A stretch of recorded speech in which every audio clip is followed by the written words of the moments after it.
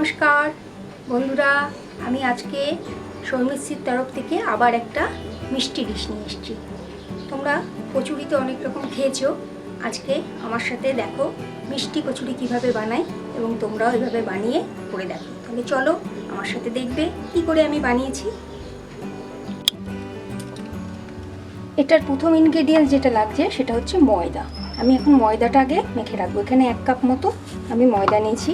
এখানে ময়দাটা আমি নিয়ে নিলাম, পুরোটাই নিলাম। এতে একটু সামান্য নুন দেবো, যদিও এটা মিষ্টি আইটেম তবুও সামান্য একটু নুন আমি দেবো ময়দাটা মাখতে, খুব সামান্য 1 চিমটি মতো। নুন দিলে কিন্তু মিষ্টিটা আরও বেশি ভালো করে আসে, খেতেও ভালো লাগে। এর মধ্যে যেটা দেবো সেটা হচ্ছে আমি একটু ঘি দেবো ময়মে।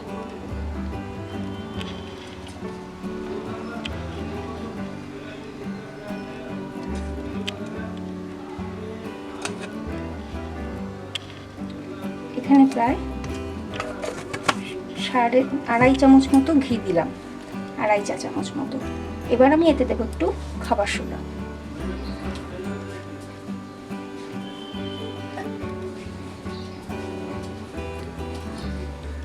খুব সামান্য পরিমাণে, এই 1/2 চা চামচ মতো। 1 কাপে 1/2 চা চামচের একটু কম দিলে হয়ে যায়, এটা বেশি লাগে না। 1/2 চা চামচের একটু কম দিলাম।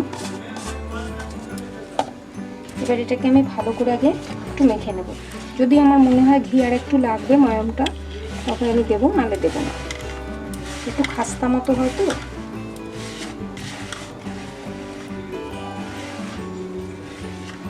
কিন্তু খুব সোজা।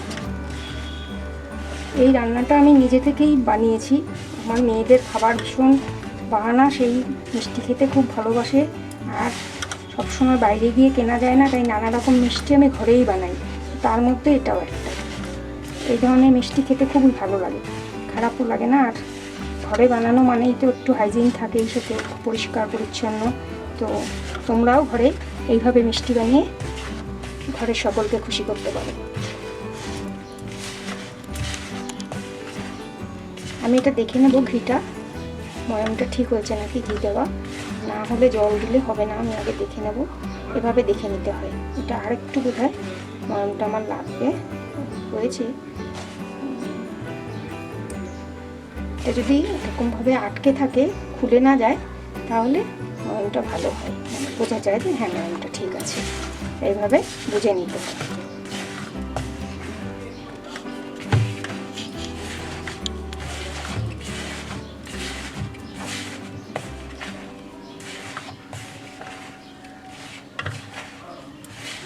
ভালো করে বারবার করে কিন্তু আমি ঘিটাকে মিশিয়ে নিচ্ছি, যাতে কোথাও ঘিটা টুকরোভাবে আলাদাভাবে লেগে না থাকে। যত ভালো এটা ময়মটা মেশানো হবে, তত ভালোই রান্নাটা তৈরি হবে, তত ভালো তৈরি হবে, পুরো খাস্তাও হবে।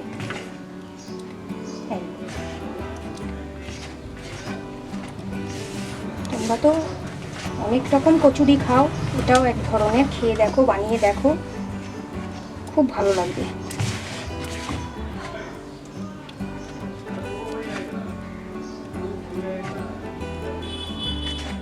ময়মটা হয়েছে, খুব ভালোই হয়েছে। আমি একটু জল দিয়ে এটাকে মাখবো। ময়দায় কিন্তু কখনো একবারে অনেক জল দিয়ে দিতে নেই, অল্প অল্প করে জল দিয়ে আমি মাখবো এটাকে।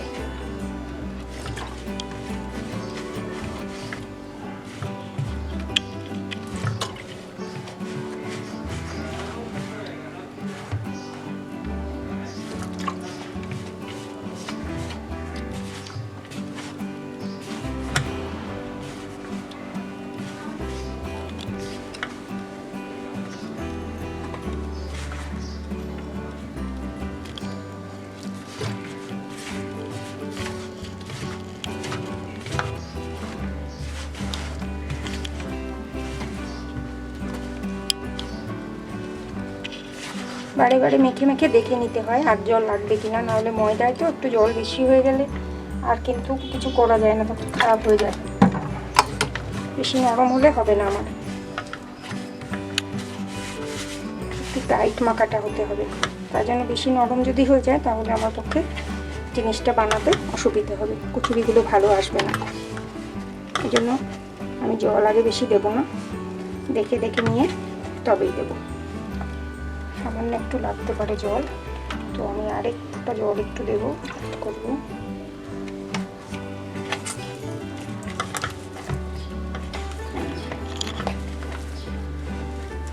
ঠিক আছে,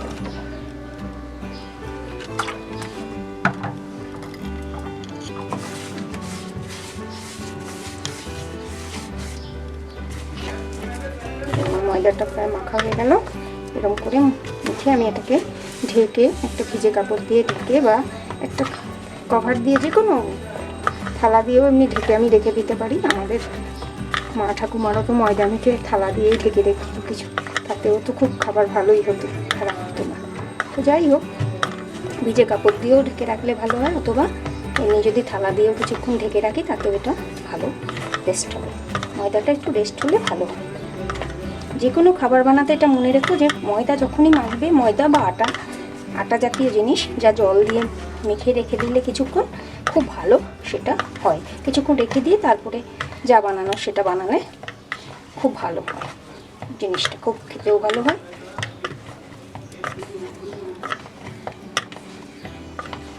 তো ময়দাটা আমার মাখা হয়ে গেছে, আমি এবার এটাকে একটু ঢেকেই রেখে দিচ্ছি। এখানে এটা থাকলো, এটা একটু রেস্ট হোক, ততক্ষণে আমি অন্য একটা কাজ করব।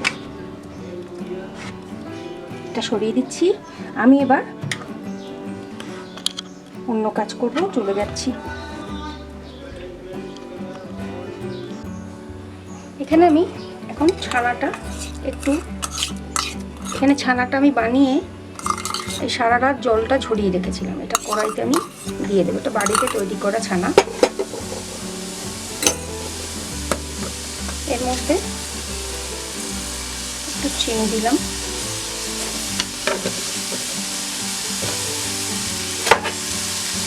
ছানাটাকে আমি একটু চিনি দিয়ে ছানাটাকে একটু নাড়িয়ে নেব, কিছুই না।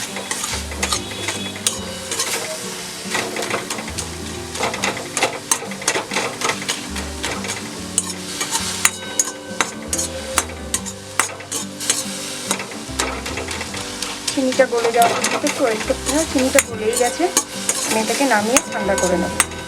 হয়ে গেছে।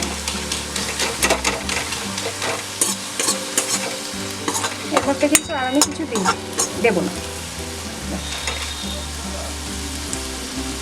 হয়ে গেছে এটা আমার, আমি গ্যাস অফ করে দিচ্ছি।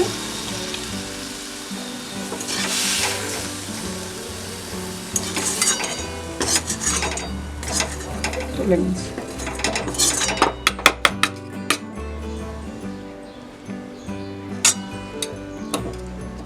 এবার এটাকে আমি ঠান্ডা করব। আচ্ছা, ছানাটা ঠান্ডা হতে থাক, ততক্ষণে আমি এখানে একটা রস বানিয়ে নিই। আমার একটু রস বানাতে হবে, তো আমি গ্যাসটা ধরিয়ে দিলাম। এখানে আমি 1.5 কাপ মতো চিনি দেব। একটু রসটা একটু ঘন করতে হবে।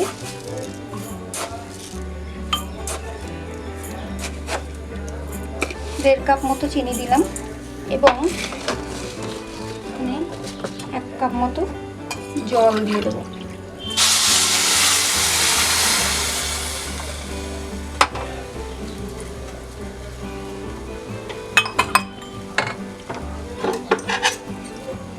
রসটা হতে থাকবে, রসটা একটু ঘন হবে।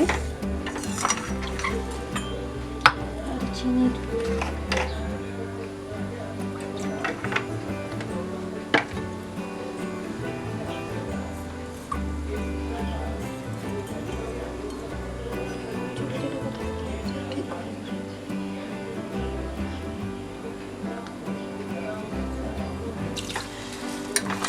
এখানে আমার রসটা হচ্ছে, এই রসটা একটু ঘন বানাতে হবে। চিনিটা বলতে একটু সময় নেবে।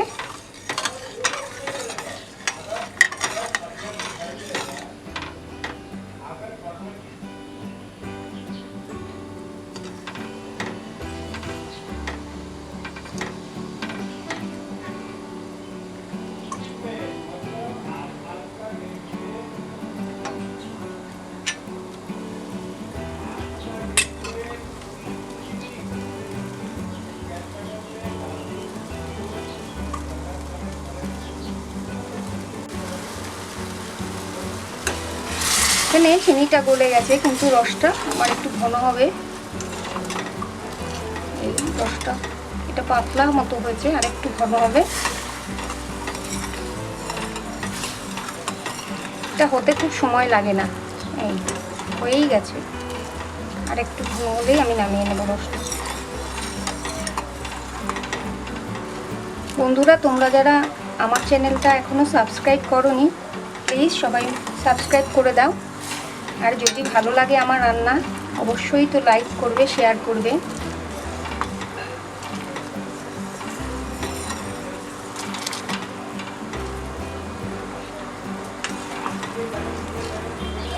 রসটা প্রায় হয়েই গেছে। আমি আর একটু জাল হবে, এভাবে জাল হতে থাক, আমি নামিয়ে নেব।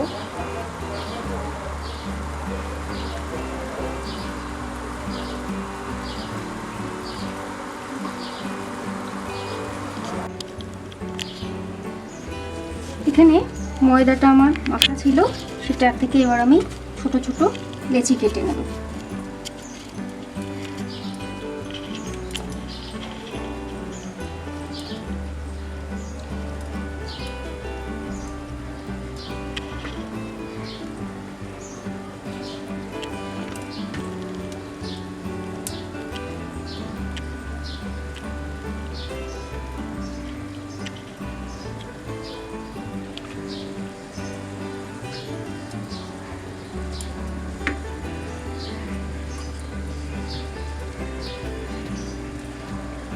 এইভাবে লেচি কেটে নিলাম।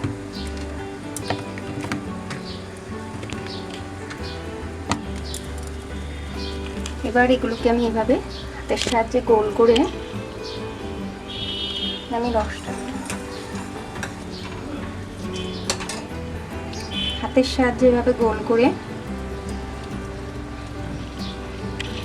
একটুখানি এখান থেকে আমি এই ছানার দুধটা একটুখানি সামান্য দেব, দিয়ে হাত দিয়ে আঙুলের সাহায্যে এইভাবে দিয়ে একটু দাবিয়ে দিয়ে এটাকে মুখটা এইভাবে বন্ধ করে দিতে হবে। এইভাবে আমি সবগুলো বানিয়ে নিচ্ছি। হ্যাঁ, এবার এটাকে একটু চ্যাপটা করে দিলেই হয়ে গেল আমার কচুরি তৈরি। এটা হাতের সাহায্যে এভাবে করতে হবে, করে করে এবার আমি এই একটা হলো, এইভাবে আমি সবগুলো করে নিচ্ছি।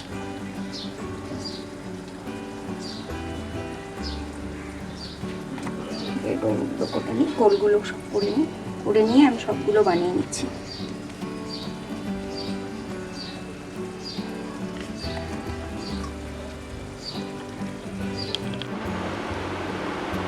এভাবে আমি সবগুলো বানিয়ে নিয়েছি, এরকম গোল গোল করে নিয়েছি। করে এবার এগুলোকে আমি তেলে ভাজবো।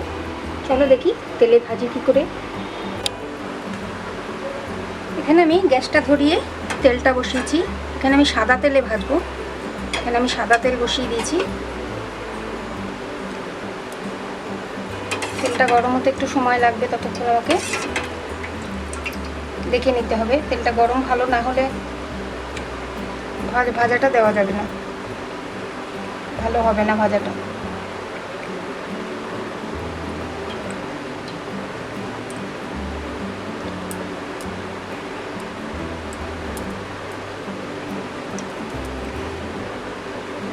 গরম হয়েছে মনে হচ্ছে তেলটা বেশ। আমি একটা দিয়ে এটাকে দিয়ে দেখছি।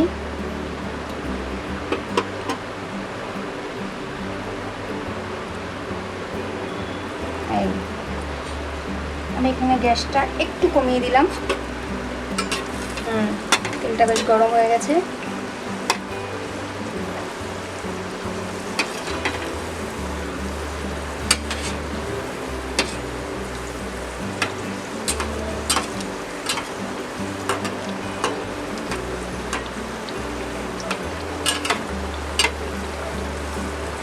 হালকা লাল করে এটা ভেজে নিতে হবে আমার।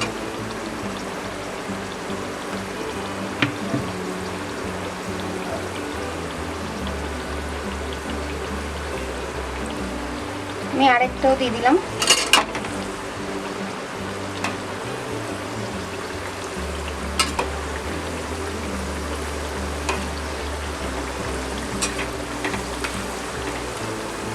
ফুলে উঠছে এরকম গোল গোল।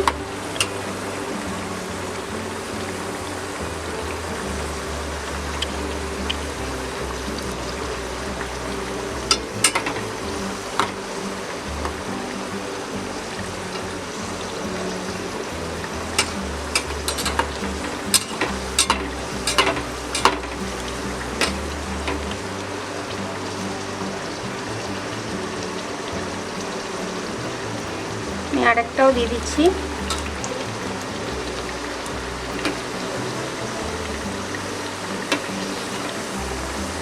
সুন্দর গোল হয়ে ফুলে উঠেছে।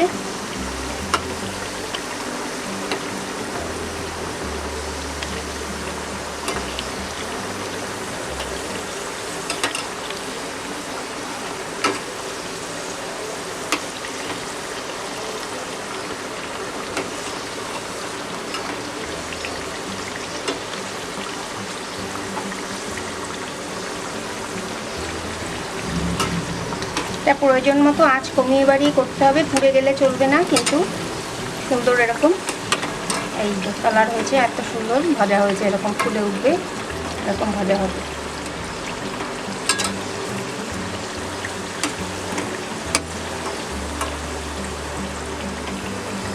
এই আমি তুলে নিলাম একটা, আমার হয়ে গেছে। আর একটা তুলে নিলাম।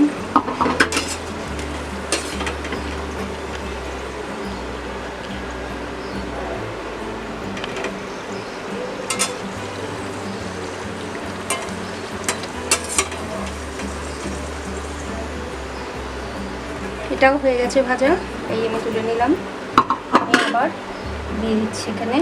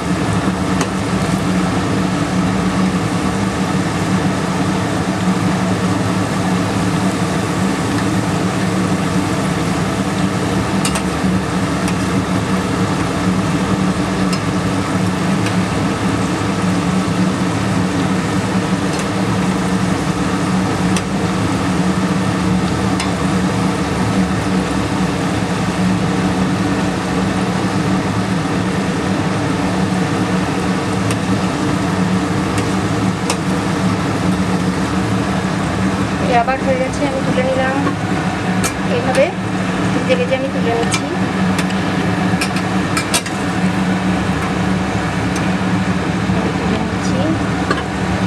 গোল হয়ে ফুটে উঠেছে।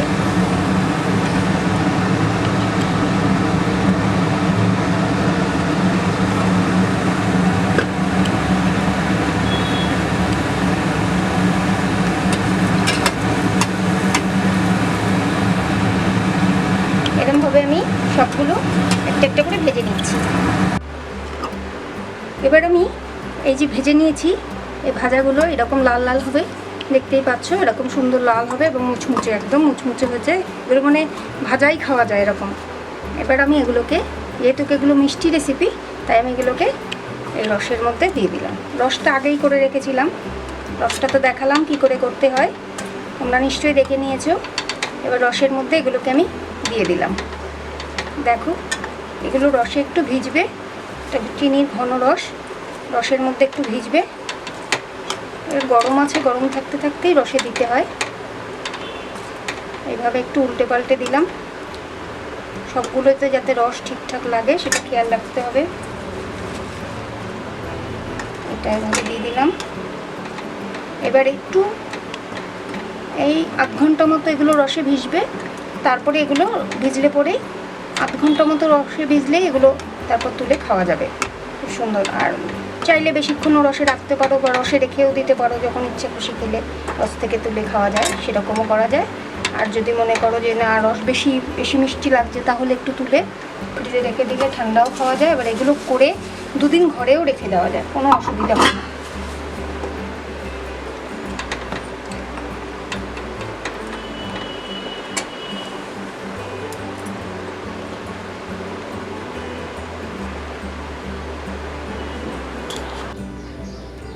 দেখো বন্ধুরা, তৈরি হয়ে গেল ছানা দিয়ে কচুরি, ছানার মিষ্টি কচুরি। কেমন করে বানিয়েছি ছানার মিষ্টি কচুরি তোমরা আমার সাথে নিশ্চয়ই দেখেছো। আর আমার ভিডিওটা দেখলে যদি ভালো লাগে লাইক করো, শেয়ার করো, অবশ্যই সাবস্ক্রাইব করতে ভুলো না। আর তোমাদের সকলকে আমার তরফ থেকে অনেক অনেক ধন্যবাদ।